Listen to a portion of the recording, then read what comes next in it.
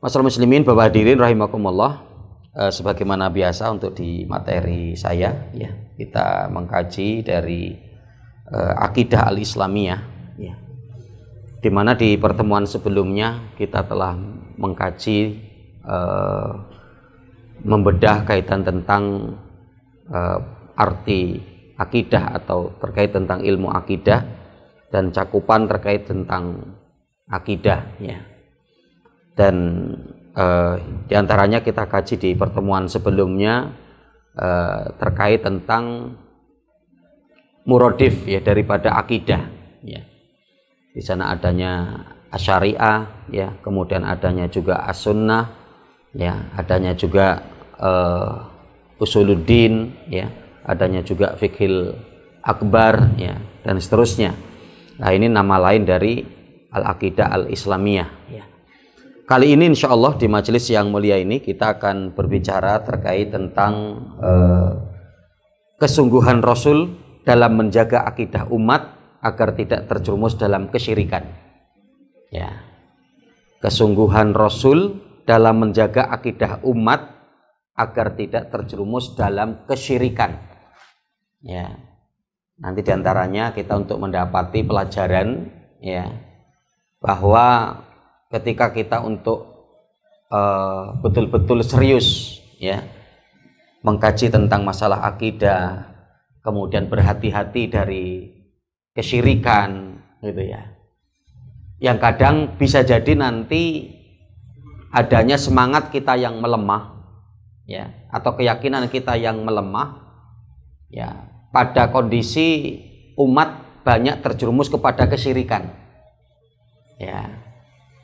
Apa yang menjadi aturan Allah dan Rasulnya ya, itu nanti kita anggap seolah-olah kenapa kita sangat berbeda dengan apa yang banyak terjadi di tengah-tengah masyarakat kita, apa yang banyak terjadi di tengah-tengah umatnya.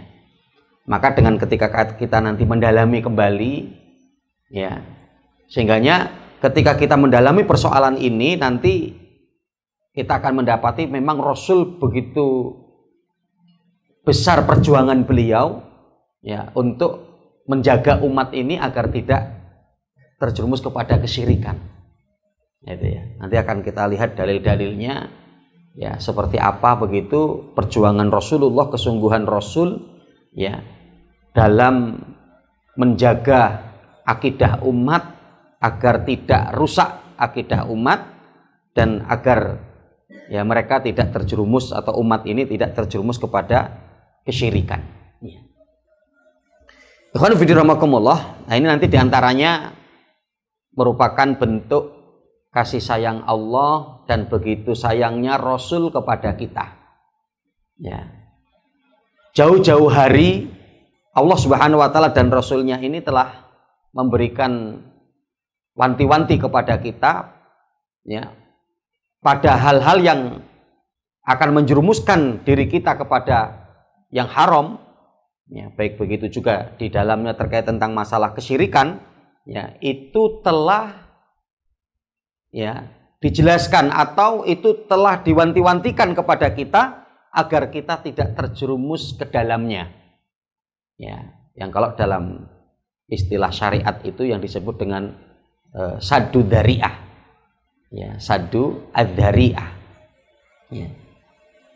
Yaitu di mana apa? Upaya untuk menjaga agar tidak terjerumus kepada yang haram ya, yang sudah diwanti-wanti dari haknya jauh hari atau sebelum-sebelumnya yang begitu jauh ya, agar tidak terjerumus kepada apa yang diharamkan oleh Allah Subhanahu wa taala ya. Yang sehingganya kalau sampai ada seorang yang terjerumus kepada yang haram itu, nah, berarti sudah begitu banyak ya apa yang dia lampaui gitu ya. Pelanggaran-pelanggaran sebelumnya ini sudah begitu banyak terjadi gitu ya. Nah, kita nanti mendapati beberapa contoh ya, beberapa contoh syariat ketika berbicara tentang saddu dzari'ah ini ya, yaitu menjaga agar umat ya, agar hamba ini tidak terjerumus kepada yang diharamkan oleh Allah, ya, baik tadi ya konsep haram secara keumuman, ya, keterjerumusan kepada pelanggaran terhadap Allah, dosa, maksiat, atau begitu juga adalah kaitan tentang perkara yang haram, yaitu syirik, ya. Sedangkan tentunya kita pahami bahwa syirik itu adalah, ya, merupakan perkara haram yang paling besar, kedzaliman yang paling besar, ya, inna syirka ladzulmun azim, karena sesungguhnya kesyirikan itu adalah satu kedzaliman yang sangat besar. Ada beberapa contoh. Pertama diantaranya adalah tidak bolehnya kita untuk mencela Tuhan orang-orang di luar Islam, gitu ya. Tidak bolehnya kita untuk mencela ilah-ilah, Tuhan-Tuhan orang-orang di luar Islam, ya, yang pada dasarnya sebetulnya itu satu yang boleh, ya, untuk mencela, ya. Kenapa? Karena itu memang tercela, gitu kan. Bahkan hal yang paling tercela dari hal yang tercela adalah, ya, ketika adanya seorang yang meyakini adanya ilah selain Allah, ya, baik itu makam yang dikeramatkan, pohon yang dikeramatkan, batu yang dikeramatkan, ya, kemudian orang-orang soleh yang diagungkan setelah kematiannya, ya, yang pada dasarnya semua itu boleh, tapi karena itu akan berimbas hal yang besar, sehingga nanti mereka akan mencela ilah kita, maka di mana apa? Hendaklah itu ditinggalkan, itu dijauhkan. Dan itulah Al-Quran berbicara kepada kita yang diabadikan oleh Allah dalam surat Al-An'am di ayat 108, ya. Di mana ketika Allah mengatakan, a'udzubillahi minasyaitonirrajim, wala tasubbul ladzina yad'una min dunillahi fayasubbullah aduwan bighairi ilmin, ya. Wala tasubbul ladzina yad'una min dunillah, janganlah kalian mencela ilah-ilah mereka yang beribadah kepada selain Allah, ya. Fayasubbullah aduwan bighairi ilmin, yang karena ketika nanti kamu mencela ilah mereka, menjadikan mereka mencela ilah kita, yang menjadikan mereka mencela ilah kita. Dan itu hal yang sangat buruk, ya, yang nanti di mana mereka dengan kebencian, dengan kemusuhan, dengan permusuhan kepada kita, yang mereka akan berbicara tentang ilah kita tanpa ilmu, gitu ya, akan berbicara kepada kita tanpa ilmu, ya.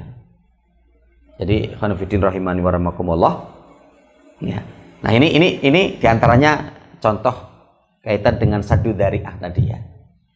Jauh-jauh hari, ya, syariat sudah, ya, untuk memberikan peringatan, ya, jangan sampai nanti terjadi adanya orang-orang yang akan mencela ilah kita, ya, apalagi mereka orang-orang jahiliyah, orang-orang yang tidak ilmiah, maka akan mencela dengan celaan yang begitu buruk, dengan kebencian, dengan permusuhan, dengan merasa memusuhi, yang kemudian akan mencela tanpa menggunakan ilmu. Maka, ya, sebelum hal itu terjadi, kita jangan mencela daripada ilah mereka, ya.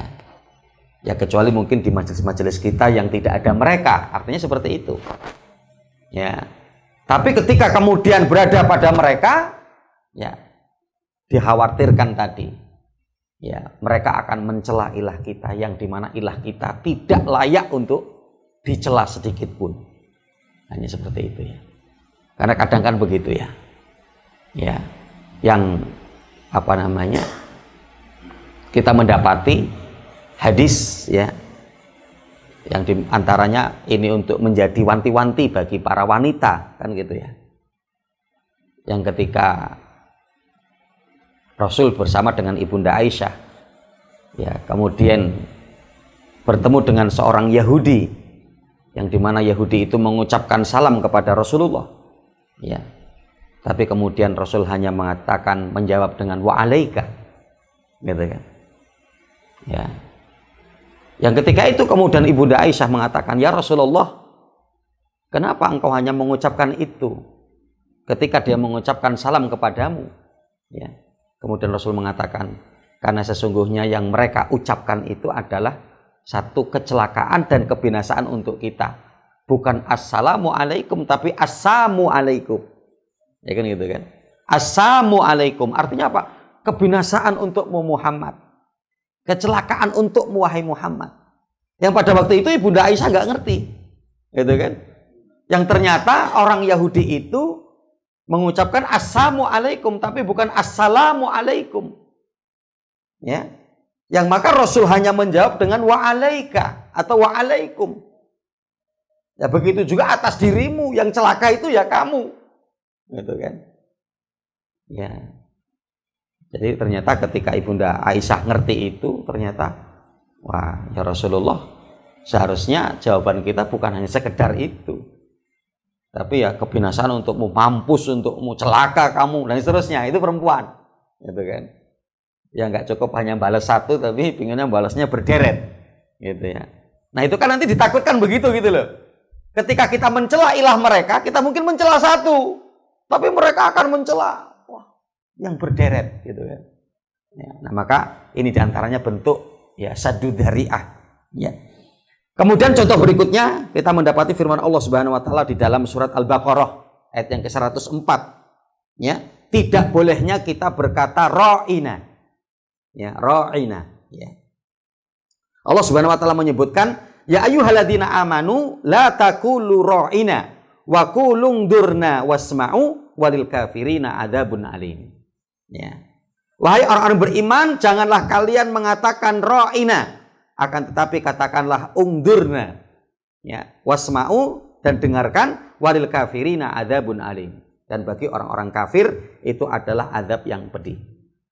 Ya, kenapa ikhwan fillah? Karena kalimat ra'ina ini adalah kalimat yang digunakan di kalangan orang-orang Yahudi untuk menghinakan yang lain, untuk memburukkan yang lain.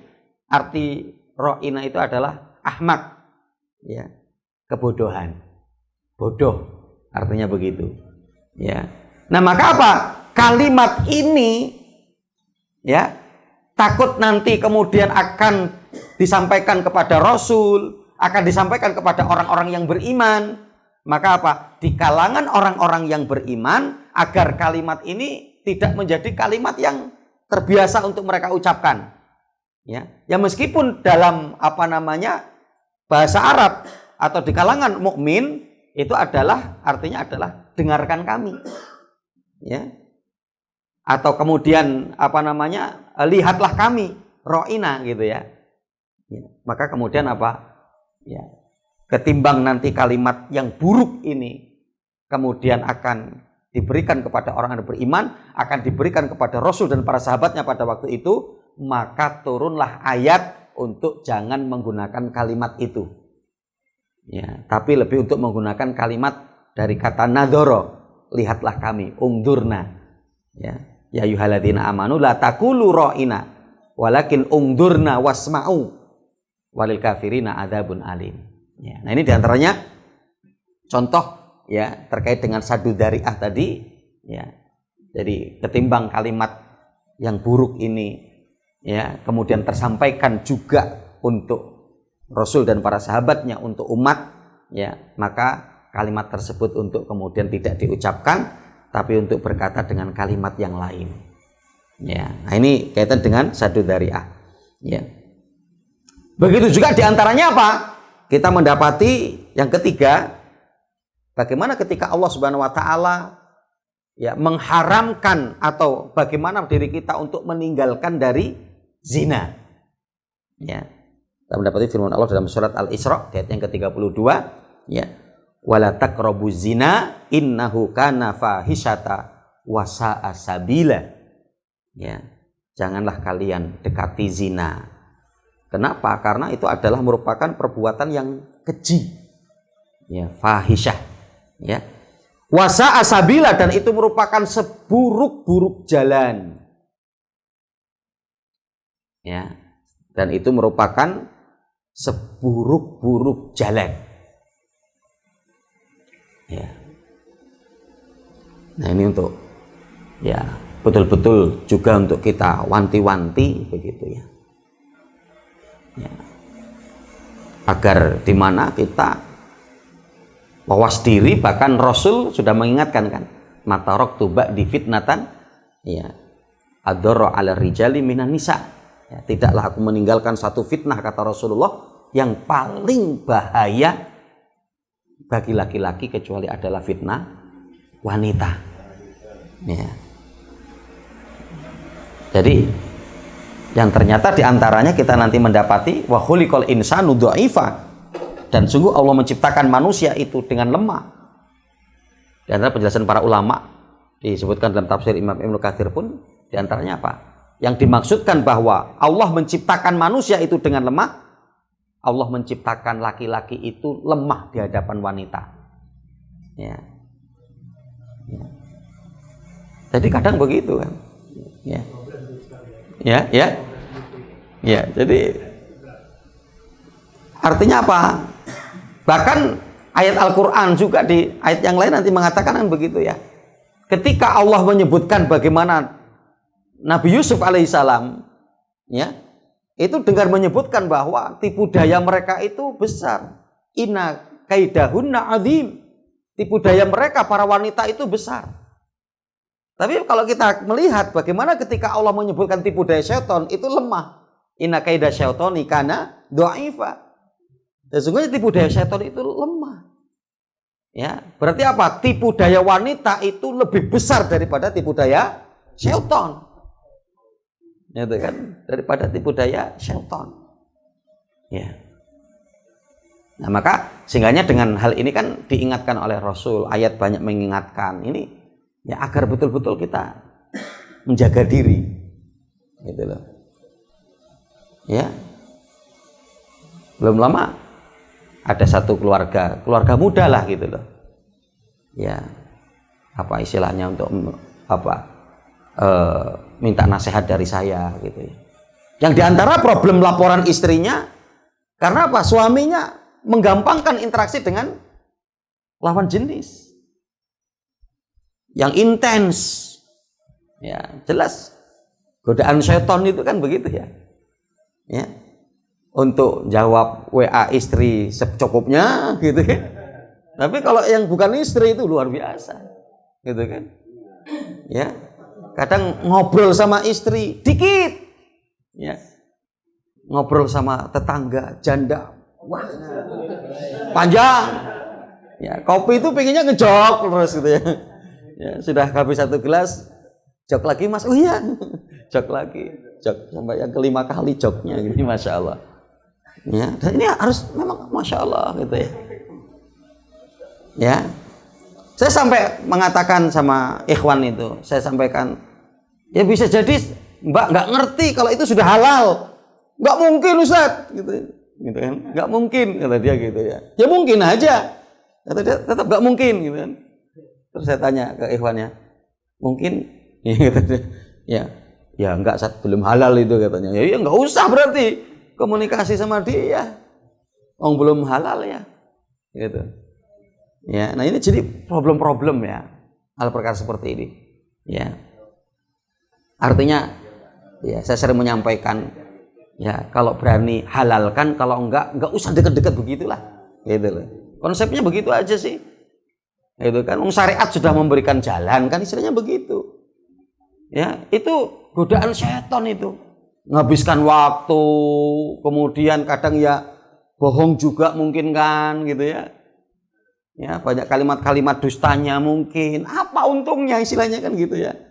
Kadang kita berpikir tapi ingat ini diwanti-wanti betul ya. Karena bisa jadi di antara juga kita masih ya saat saya kan untuk mendakwahi Ustaz itu ya. Ya. Dakwah fardiyah ya, dakwah individu gitu kan. Ya intens betulnya. Tapi kalau nenek-nenek juga dia nggak mau kok gitu ya. Dakwah fardiyahnya itu di usia bawah 30 kan gitu ya. Ya. Coba yang udah 50 itu banyak itu ibu-ibu yang pada galau. Ya kan? Dakwah itu fardiyah. Ya, tapi umurnya udah 50 tahun Ustaz, apa yang diharapkan? Loh, berarti dasarannya apa? Mendakwahi kan. Ya. Mereka juga adalah perlu dakwah kita, artinya kan begitu. Ya, jangan dakwah fardiyahnya milih-milih. Ya, dakwah fardiyahnya milih-milih. Nah, kalau fitramakumullah, yang singgahnya apa? Ya, coba kita akan lihat. Ya. Yang dimana apa? Kita untuk melihat apa saja itu pada dasarnya boleh. Ya. Tapi apa? Yang akhirnya kemudian untuk apa? Kita dilarang untuk mengumbar pandangan. Kan begitu ya? Karena apa? Demi untuk agar tidak terjerumus kepada perzinahan, kan gitu ya. Sebelumnya itu sudah dipagar dalam syariat, gitu loh. Ya kan? Di dalam, kalau nggak salah surat An-Nur apa itu ya, yang katakanlah untuk laki-laki yang beriman agar mereka menundukkan pandangan mereka. Begitu juga ucapkanlah, katakanlah kepada para wanita, ya, mukminah untuk agar ya, apa namanya, yadotna min absorihinna, ya, agar di mana apa mereka itu menundukkan daripada pandangan mereka. Yang pada dasarnya apa? Melihat itu boleh, kan begitu. Tapi ketika itu akan menjerumuskan kepada perzinahan, kepada yang haram, maka apa? Jangan dilihat. Gitu ya. Nah, ini syariat itu sudah seperti itu gitu ya. Kemudian juga apa? Dilarang khulwat. Coba itu kan. La yakhluwanna rajulun bi imra'atin fa inna salisahuma syaitan. Dalam surat Muslim Rasul mengatakan begitu. Tidaklah ketika laki perempuan mereka berdua kecuali yang ketiga itu adalah syaitan. Gitu kan? Ini untuk berdua loh, ini sudah kemudian apa? Nggak boleh dalam syariat, apalagi nanti sampai kepada perzinahannya, begitu ya. Demikian pula tidak boleh untuk menyentuh. Ya, syariat kan sudah mengatakannya. Li an yat'ana ra'sa ahadikum min hadid khairun lahu min an yamusa imra'atan la tahillu lahu. Ya, salah seorang kepala kalian itu lebih baik ditusuk dengan besi yang panas daripada harus menyentuh kulit seorang wanita yang tidak halal bagi dirinya. Ya. Tidak boleh kemudian singgahnya perempuan safar sendirian. Ya. Nah, tidak boleh kemudian apa dengan berpakaian yang mengumbar auratnya. Demi dalam rangka untuk apa coba itu? Melindungi perkara haram yang besar, yaitu apa? Perzinahan. Maka bisa jadi apa? Ketika seorang itu terjerumus kepada perzinahan, karena apa? Ya, pagar-pagar tadi itu pasti dilanggar. Gitu loh. Sampai menembus, ya, sampai dalam perzinahan itu sudah pasti itu tadi, ya, kholwat diabaikan, komunikasi, ya, lawan jenis diabaikan, ya, kemudian pandangan, ya, diumbar, maka itu akan menjadi pintu-pintu, kan gitu ya. Nah ini singgahnya, ya, syariat begitu, ya, luar biasa pada kita, ya, untuk agar di mana apa kasih sayang Allah dan cintanya Rasulullah kepada umatnya untuk menjaga kita agar tidak terjerumus kepada yang diharamkan oleh Allah.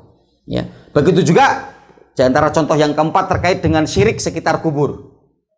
Ya, maka nanti kita mendapati adanya dalil umum agar kita berhati-hati dari kesyirikan atau dari dalil khusus, ya, agar di mana kita terhindar dari kesyirikan, ya, yang nanti diantaranya Dr. Shalih bin Fauzan mengatakan bahwa kesyirikan yang banyak terjadi di tengah-tengah umat itu adalah haulal kubur, sekitar kubur. Ya, kesyirikan yang terjadi atas umat ini adalah sekitar kubur.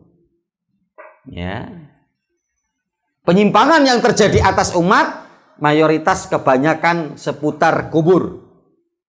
Ya, orang setelah meninggal harus disekian harikan, ditahlilkan, artinya kan begitu ya. Ya, itu aja sudah masalah, itu kan. Ketika ada momen suatu besar, ya, ketika contoh mungkin mau lebaran, ya, mereka datang ke sana. Ya, kemudian bahkan menjadi fitnah yang begitu besar. Ya, penggeraknya itu adalah para kiai, para ustadz, ya, yang tidak jarang di sekitar masjidnya ada kuburan syekh-syekh mereka, orang-orang apa guru-guru mereka dulu, ya. Yang kita melihat mereka berarti sering duduk di situ karena apa? Di sekitarnya klimis. Ya, ketika semen atau ketika mungkin tanah itu. Oh, bahkan ya memang dikasih apa namanya? Tikar di sekilang situ itu. Ya. Dan ini banyak terjadi di pondok-pondok pesantren. Kan ini syubhat yang begitu besarnya. Ya. Gitu ya. Makanya kalau kadang kita lihat tantangan umat setelah Rasul itu jauh lebih berat. Kenapa? Karena Rasulullah dan para sahabatnya dulu memberantas yang jelas-jelas memang syirik. Syirik tauhid, gitu artinya gitu ya. Berhala-berhala bagaimana untuk dihancurkan, gitu ya. Kemudian sesembahan-sesembahan yang mereka lakukan kepada selain Allah. Kalau hari ini lebih kepada apa? Syubhat kan. PR para dai itu untuk menghancurkan syubhat, ya, untuk menghancurkan perkara-perkara yang syubhat. Ya, kenapa? Karena penggeraknya juga dai masalahnya. Penggeraknya juga kiai. Penggeraknya juga bajunya sama dengan kita. Bahkan mungkin lebih agamis dengan kita. Kemana-mana pakainya gamis putih terus. Pakai udeng-udeng. Ya, kalau kita sih ya kadang aja sholat nggak pakai peci juga. Gitu kan istilahnya ya. Kadang kita istilahnya gitu ya. Jarang pakai sarung. Ya, nanti dianggap kiai. Gitu kan. Ya, dianggap kiai, ya, sehingga anaknya banyak sering pakai sarung. Ya, banyak ciri-ciri kiai kan anaknya banyak karena sarungan terus, ya, nggak masalah, ya, karena memang itu sunnah Rasul ya kita untuk memperbanyak anak, ya, maka diantaranya ya, ciri-ciri kiai itu sarungan, ya, sarungan itu kiai, ya. Nah, ikhwan fillah rahimani wa rahimakumullah, sehingganya apa terkait tentang tadi syirik sekitar kubur itu syariat sudah mewanti-wanti, diantaranya apa? Dilarang meninggikan kuburan, kan nggak boleh. Rasul pernah berkata kepada sahabat Ali kan, wahai Ali, tidaklah kamu ketika mendapati berhala kecuali kamu untuk menghancurkannya, dan tidaklah kamu ketika mendapati makam yang ditinggikan kecuali kamu untuk memendekkannya. Maka nggak boleh. Karena apa? Itu akan mendorong seorang untuk melakukan bentuk kesyirikan. Dilarang menuliskan di atas kuburan, gitu ya. Kemudian juga apa? Dilarang menyemen kuburan. Ya. Nahan Nabi SAW antat sisil qabri. Rasul melarang tidak boleh bagi kita untuk mengkijing kuburan. Ya, gitu kan? Apalagi sampai nanti membuatkan lampu, membuatkan rumah-rumahan di atasnya, memasangkan apa? Selambu. Ya, nah, itu ya. Nah, ini luar biasa. Ini sudah dilarang kan di dalam syariat itu. Agar di mana apa? Tidak terjerumus pengagungan kepada kuburan, kepada makam, kepada apa yang ada di dalam makam tersebut. Nah, berarti begitu luar biasa syariat ini ya berbicara kepada kita untuk ya agar ya kita adanya sadud dzari'ah yang menjaga diri agar tidak terjerumus kepada yang dilarang oleh Allah. Ya. Nah, ikhwan fillah rahimakumullah. Adapun berikutnya kita akan melihat ya bukti bahwa Rasul SAW ya sangat mewanti-wanti kita ya agar di mana apa diri kita tidak terjerumus kepada yang diharamkan oleh Allah. Ya, di sini ada 3 dalil yang disebutkan. Ya, pertama adalah firman Allah Subhanahu Wa Taala di dalam surat At-Taubah, ya ayat 128. Ya, terkait dengan apa? Di mana Pak Rasulullah itu sangat menginginkan keimanan dan keselamatan untuk kita sebagai umatnya. Amat belas kasihan lagi penyayang kepada orang-orang beriman. Ya. Laqad ja'akum rasulun min anfusikum azizun 'alaihi ma'anitum harisun 'alaikum bil mu'minina raufur rahim. Ya. Sungguh telah datang kepadamu seorang rasul dari kaummu sendiri. Berat terasa olehnya penderitaanmu, ya, sangat menginginkan keimanan dan keselamatan untukmu, amat belas kasihan lagi penyayang kepada orang-orang beriman. Ya, laqad ja'akum rasulun min anfusikum azizun ya 'alaihi ma'anitum harisun 'alaikum bil mu'minina raufur rahim.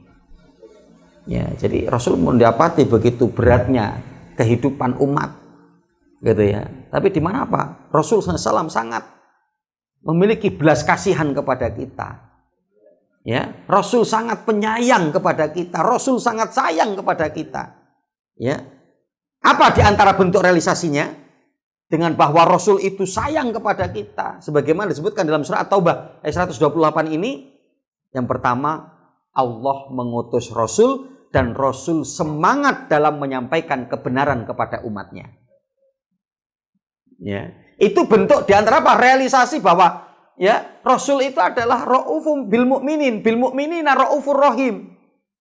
Ya, Rasul itu penyayang, Rasul itu peduli kepada umatnya, Rasul itu sangat sayang kepada umatnya. Ya, yaitu dengan apa? Allah mengutus Rasul. Ya. Dan ketika Rasul mendapatkan amanah dari Allah, di mana apa? Dengan penuh semangatnya Rasul menyampaikan kebenaran ini agar sampai kepada semua orang. Gitu kan? Bahkan ternyata betul kan pelajarannya sampai di kita yang jarak kita dengan kota Rasul yang begitu jauh. Bahkan mungkin ada yang lebih jauh dari kita dan mereka pun mendapatkan cahaya Islam, cahaya apa yang dibawa oleh Rasulullah. Gitu ya. Makanya nanti diantaranya Imam Ibnu Katsir menyebutkan, ya, di mana apa? Ketika setelah turunnya firman Allah dalam surat Al-Mudaththir, ya ayyuhal mudaththir kum fa'angdir. Wahai orang yang berselimut, ya, bangunlah dan berilah peringatan. Di mana apa? Rasul setelah itu tidak pernah berhenti dari dakwah. Ya, Rasul tidak pernah berhenti dari dakwah, sehingga untuk terus menyampaikan dakwahnya sampai nanti terkenal dalam apa istilah syariat itu apa? Tanawub, at-tanawub fil ilmi, bergantian dalam menimba ilmu dari kalangan para sahabat. Ya, karena di mana apa? Ya, mereka ingin tidak tertinggal majelis Rasul. Rasul menyampaikan majelisnya terus di Masjid Nabawi, ya, yang sehingganya apa? Mereka bergantian. Di antaranya Umar Ibnu Khattab dengan Itban bin Malik. Ya, Umar sebagai muhajirin kerjanya pedagang, Ansor Itban bin Malik kerjanya sebagai petani, kan gitu ya. Maka Umar mengatakan, aku hari ini tak dagang, kamu ikut majelis dengan Rasulullah. Nanti apa yang kamu dapatkan dari Rasulullah sampaikan kepadaku. Besok sebaliknya, ya, aku tak ikut majelis dengan Rasul, kamu pergi ke kebunmu, ke sawahmu, gitu ya. Nanti apa yang kamu dapatkan dari apa yang aku dapatkan dari Rasul akan saya sampaikan kepadamu. Terus begitu, gitu ya. Nah, ini jadi begitu luar biasa. Ya, jadi kalaulah kita ingin meneladani Rasul itu kan berarti begitu ya. Ya, tidak pernah bosan, tidak pernah lelah untuk terus menyampaikan kebenaran, dan itu yang dilakukan oleh Rasulullah. Ya. Dan nanti kita mendapati firman Allah dalam surat Ali Imran ayat 165 yang untuk menunjukkan apa? Yang untuk menunjukkan bahwa diutusnya Rasul kepada kita itu karunia besar dari Allah yang Allah berikan kepada kita. Ya. Laqad manallahu 'alal mu'minin id ba'asa fihim rasulam min anfusihim. Gitu ya. Dan sungguh Allah telah memberikan karunia yang sangat besar kepada orang-orang yang beriman pada waktu kapan? Itba'asa fihim rasulan min anfusihim. Pada waktu ketika Allah mengutus untuk mereka Rasul. Ya, jadi karunia terbesar di mana ketika Allah mengutus untuk kita Rasul, karena Rasul sebagai penyelamat kita. Makanya Rasul dalam Tirmidzi pernah mengatakan begitu kan, Mathali wa mathalukum kama thali rajulin au qadanara wa ja'al faras yatahafat mina wa ana amna'ukum antaqa'u finnar. Permisalan antara aku dan kalian, kata Rasulullah, seperti seorang laki-laki yang menghidupkan api unggun. Kemudian datanglah kupu-kupu, yang ketika kupu-kupu itu akan hinggap di api itu, wa ana amna'ukum antaqa'u finnar, dan aku yang menghalau kupu-kupu itu agar tidak masuk ke dalam api. Itu tugas Rasulullah yang diupayakan sungguh-sungguh oleh Rasulullah untuk kita, menyelamatkan kita agar tidak terjerumus ke dalam api neraka. Ya. Nah, jadi di mana bahwa ya Rasul memiliki ya belas kasihan yang sangat besar kepada kita. Rasul menghendaki kita agar selamat, ya. Rasul menghendaki agar ya di mana kita di dalam selalu dalam keislaman, dalam keimanan, ya. Nah, realisasinya adalah dengan Allah mengutus Rasul dan Rasul sangat semangat dalam menyampaikan kebenaran. Ya, kemudian yang kedua, ya apa realisasinya? Semua ya yang mengantarkan kepada maslahat sudah disampaikan oleh Rasulullah. Ya. Maslahat itu artinya apa? Yang akan mendatangkan kebaikan sudah Rasulullah sampaikan kepada kita, dan apa yang mendatangkan mudarat sudah Rasul sampaikan kepada kita agar kita berhati-hati darinya. Gitu ya. Nanti kita mendapati hadis dalam riwayat Imam Tabrani, Rasul mengatakan apa? Ma baqiya syai'un yuqarribu ya minal jannati wa yubaidu anin nari illa waqad buyina lakum. Ya, tidaklah ada sesuatu hal yang dapat mendekatkan kalian ke dalam surga ya dan dapat menjadikan kalian agar terjauhkan dari api neraka, tidak ada lain itu semua telah aku jelaskan kepada kalian, kata Rasulullah. Gitu ya. Jadi kalau adanya seorang yang melakukan amalan buruk, yang kemudian tidak mau melakukan amalan baik, berarti apa? Salah dia sendiri, bukan salahnya Rasulullah. Karena apa? Itu semua sudah dijelaskan. Perkara yang mengantarkan kita kepada surga sudah dijelaskan dalam syariat ini. Perkara yang akan dapat menjadikan agar kita jauh dari neraka, itu juga sudah dijelaskan. Ya. Dan ini diantara bentuk realisasinya. Gitu ya. Sampai ketika Salman Al-Farisi kan pernah ditanya begitu ya. Ya. Oleh tokoh-tokoh Yahudi, wahai Salman, kami mendapati informasi bahwa syariatmu itu kok katanya lengkap, mengkaji semua hal. Maka Salman mengatakan, iya, selengkap syariat kami ini lengkap. Ya. Kemudian beliau menjelaskan ya, tidaklah ketika kami untuk masuk ke dalam kamar mandi, ke dalam WC, kecuali untuk mendahulukan kaki kiri. Dan kami tidak boleh untuk menghadap ke arah kiblat atau membelakanginya. Dan tidak boleh bagi kami untuk beristinja dengan menggunakan tangan kanan. Ya kan begitu ya. Dan kita tidak diperkenankan untuk istijmar kecuali dengan minimal dari 3 batu. Dan tidak boleh bagi kami untuk ya melakukan istijmar ya dengan tulang kering atau kemudian dengan kotoran kering. Gitu kan? Wah ini ya. Berbicara tentang urusan di dalam kamar mandi dijelaskan di dalam syariat. Yang padahal apa? Itu fitrah lah sebetulnya ya. Orang kan risih, kotor kan gitu ya. Yang tanpa adanya penjelasan dari Rasulullah, dari syariat ini sebetulnya apa? Ya seyogianya itu sudah diketahui, dipahami, tapi ternyata luar biasa. Nah ini untuk menunjukkan akan kesempurnaan daripada Islam. Mencakup Islam ini mengkaji terperinci dari persoalan-persoalan ya di kehidupan kita. Ya. Adapun kemudian dalil yang kedua, hadis Nabi Shallallahu Alaihi Wasallam dalam riwayat Imam Abu Dawud ya dari sahabat Abu Hurairah, ya, yang dimana Rasul mengatakan, la taj'alu buyutakum kubura, wa la taj'alu qabri idan, wa sallu alayya fa inna salatakum tablughuni haitsu kuntum. Ya. La taj'alu buyutakum kubura. Jangan kalian menjadikan rumah-rumah kalian menjadi kubur. Ya, yang diantaranya apa? Karena sepi dari bacaan Al-Quran.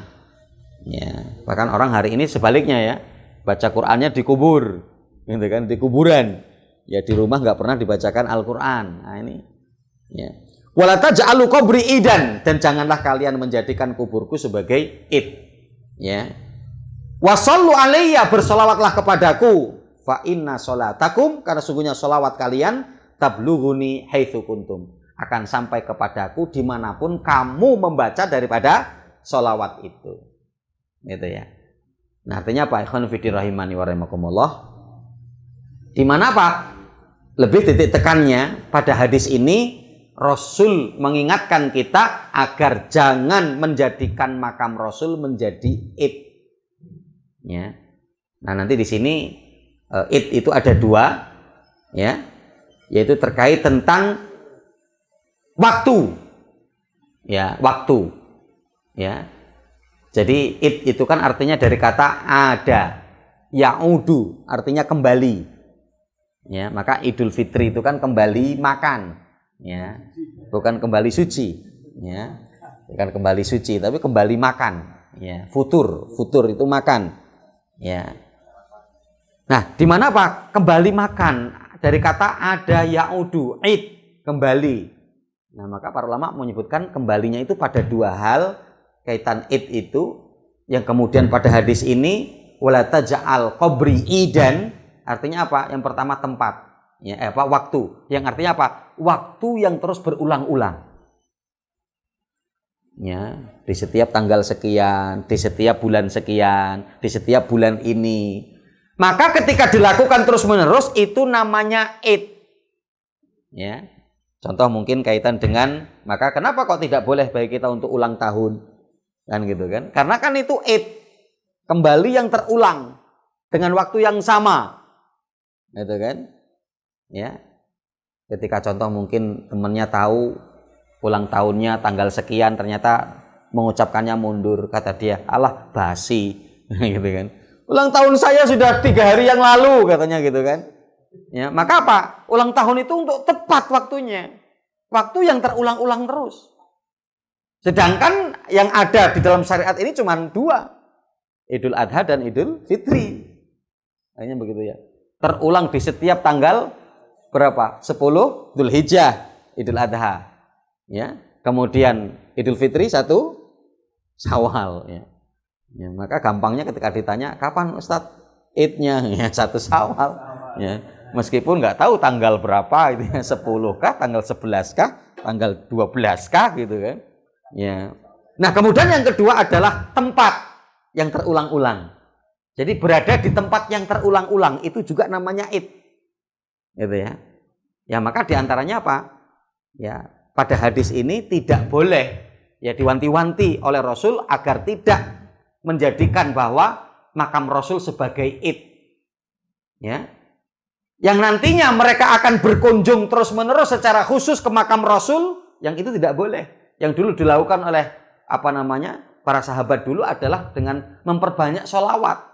Maka kemudian apa? Ditegur yang cukup bahwa apa? Dimanapun kamu bersholawat kepadaku akan sampai kepada Rasulullah.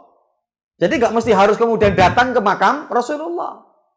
Kenapa? Karena dengan perbuatan itu takut akan menjadikan makam Rasul sebagai Id tadi. Kegiatan yang berulang, yang terulang. Ya, maka di mana apa? Ya, kita ke Madinah, ya. Itu bukan dalam rangka kita untuk mengunjungi makam Rasul secara khusus gitu kan. Tapi di mana apa? Untuk kita melakukan umroh, ya. Untuk kemudian ziarah Masjid Allah yang di mana apa? Di situ kita akan mendapatkan keutamaan yang besar ketika melakukan sholat di dalamnya, gitu ya. Yang ketika kemudian untuk ziarah kepada makam Rasul itu bagian dari kegiatan yang ada dan itu bukan inti. Artinya kan seperti itu. Ya. Nah, jadi di mana apa? Pesan Nabi agar tidak menjadikan makamnya sebagai Id, ya. Ini sudah diwanti-wanti oleh Rasulullah. Karena betapa banyak akan orang mengagungkan makam.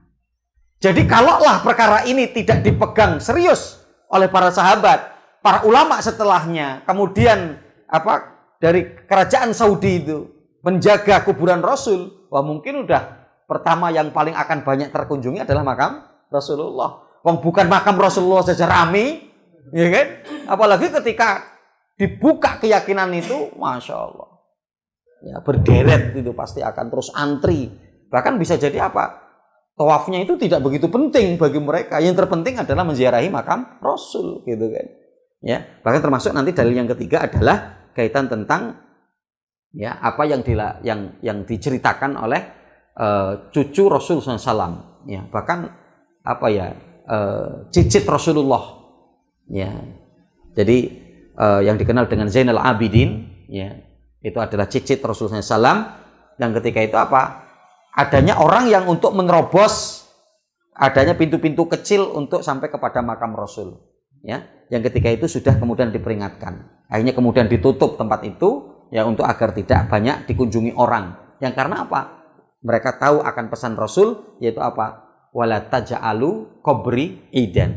Jangan kalian menjadikan makamku sebagai id, ya, sebagai tempat yang kemudian untuk diagungkan, ya. Ya, maka ya untuk tidak berlaku berlebih-lebihan, ya. Terakhir ini adanya satu ungkapan disampaikan oleh Anas bin Malik, ya. Makana syahsun ahabbu ilaihim ru'yatan minan nabi sallallahu alaihi wasallam wa kanu idza ra'auhu lam yakumu ilaihi, ya, lima ya'lamuna min karahiyatihi lidzalika, ya. Jadi apa? Kalau kita akan melihat tidak ada seorang pun yang paling menyukai, ya, untuk bertemu kecuali adalah para sahabat Nabi untuk bertemu Rasul, ya kan? Tapi apa? Di mana apa? Ketika para sahabat Nabi mendapati Rasul Shallallahu Alaihi Wasallam, mereka itu apa? tidak kemudian bangun, tidak kemudian berlebih-lebihan kepada Rasul, gitu kan? Yang kenapa? Karena mereka ngerti itu Rasul tidak suka. Rasul tidak senang dengan hal itu, gitu ya. Jadi kadang kayak kita aja kalau ada pembesar apa datang gitu kan, berdiri gitu kan, ya. Jadi apa? Tidak ada manusia termulia kecuali adalah Rasulullah. Tapi para sahabat tidak melakukan itu untuk Rasulullah. Apakah para sahabat tidak suka ketika bertemu dengan Rasul? Sangat suka sekali. Tapi kenapa mereka tidak melakukan itu? Karena Rasul nggak suka. Untuk berlebih-lebihan kepada Rasul, untuk mereka memosisikan tidak sebagaimana yang Allah posisikan untuk Rasul, gitu ya. Nah, maka ya, jadi ketika adanya orang yang berlebih-lebihan itu dia mengikuti siapa? Karena Rasul pun tidak menghendaki itu sebagaimana yang disampaikan oleh Anas bin Malik radhiyallahu taala anhu. Nah, ini ikhwan fillah ya, terkait tentang kesungguhan Rasul dalam menjaga akidah umat agar tidak terjerumus ke dalam kesyirikan, ya, dengan begitu terperincinya tadi bahwa ya kaitan tentang perkara-perkara yang akan membawa kepada ya kesyirikan itu sudah dicegah oleh Rasulullah ya jauh-jauh hari, ya, dari jauh waktu, jauh kondisi dan keadaan, agar di mana umat ini tidak terjerumus. Sehingga kalau kita mendapati umat terjerumus itu sudah saking ya banyaknya pelanggaran-pelanggaran yang dilakukan sehingga sampai terjerumus kepada yang diharamkan oleh Allah Subhanahu wa taala tersebut. Wallahu taala.